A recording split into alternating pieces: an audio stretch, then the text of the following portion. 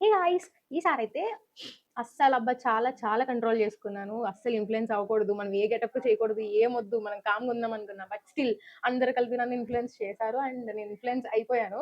So, ఇప్పుడైతే నేను ఒకే ఒక్క స్టైల్‌లో ఒక్క లుక్ అయితే చేద్దామని అనుకున్నాను దసరా పేరు చెప్పి. So, yes for the first time మా అక్క గైడెన్స్ తోటి నేను ఒక మేకప్‌నయితే ట్రై చేయబోతున్నాను. అండ్ నా చేతులతో నేనే వేసుకోబోతున్నాను. ఇది గుర్తుపెట్టుకో, తర్వాత మాట్లాడుకుందాం. సో, చూద్దాం ఇది ఎలా టర్న్ ఔట్ అవుతుంది. అండ్ ప్రెజెంట్ మన ఫేస్ అయితే ఇలా ఉంది న్యాచురల్‌గా. సో, లుక్ అంతా కంప్లీట్ అయ్యాక ఎలా ఉంటది, ఏంటి అని చూసేద్దాం. Okay. I'm so excited to do this. చెప్పు ఫస్ట్ ఏం చేయాలి? మాయిశ్చరైజర్. ఫస్ట్ మాయిశ్చరైజరా? Okay. So, we are using Dot and Key. Every time go. హ్మ్.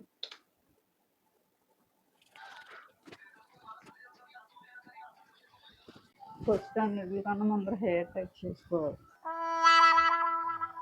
So, second step sunscreen అంట. సో, మనమైతే డీకన్‌స్ట్రక్ట్ సన్ స్క్రీన్ యూజ్ చేస్తున్నాం current. మీలో ఎంతమంది ఈ 2 ఫింగర్స్ ఫాలో అవుతారో చెప్పండి. మనమైతే ఏమంత ప్రాపర్ 2 ఫింగర్స్ అలా ఏముండదు. ఇట్ డిపెండ్స్ అంతే. ఇలా ఇలా అప్లై చేసుకోవాలి. అబ్బో! భలే ఫాస్ట్‌గా బ్లెండ్ అయిపోయింది. Let's wait. ఇది కొంచెం డ్రై అవ్వేదాకా. షుగర్ బ్రాండ్ మనం ప్రైమర్ యూజ్ చేస్తున్నాం.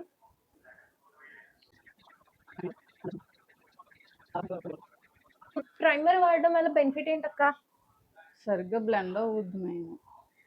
ఓకే. ఫౌండేషన్ కరెక్ట్‌గా బ్లెండ్ అవుతుంది. ఓకే. మరి నెక్స్ట్ స్టెప్ ఏంటి? Foundation.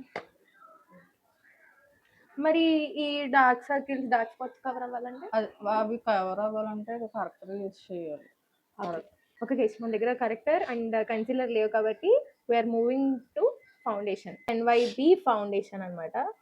We are using NYB foundation and shade వచ్చేసి షేడ్ 5. అలా డైరెక్ట్ చేసేసుకోరు. మరి ఇక్కడ వేసుకొని అప్పుడు పెట్టుకుంటారు. చాలా తక్కువ క్వాంటిటీ తీసుకోవాలి. So I'm using this blend.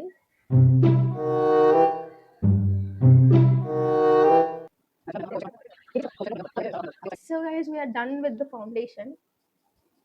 మనకి సెట్ చేయడం రాలేదు. సో గ్యాప్ తీసుకొని మంచిగా మక్క చేత బ్లెండ్ చేయించుకున్నాను. ఆల్మోస్ట్ అన్ని spots and dark circles everything cover అయ్యాయి అని అనుకుంటున్నాను. మీకేమనిపించిందో చెప్పండి.